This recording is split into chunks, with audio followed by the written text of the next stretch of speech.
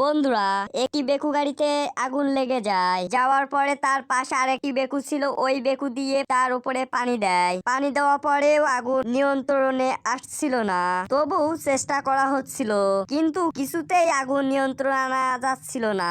এই বেকুটি টানা 8 ঘন্টা কাজ করার পরে বেকুর ইঞ্জিন হিট হয়ে বেকুর ভিতরে আগুন ধরে যায়। আগুন ধরার পরে ড্রাইভার বুঝতে পেরে আরেকটি ড্রাইভারের সংবাদ দেওয়ার পরে সেই ড্রাইভার এসে আগুনগুলো নিভানোর জন্য চেষ্টা করে, কিন্তু কিছুতেই পারছিল না।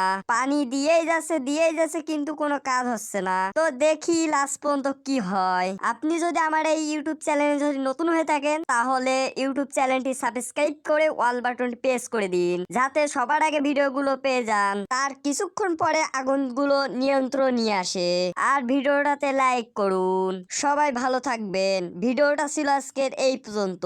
সবাইকে জানাই ধন্যবাদ।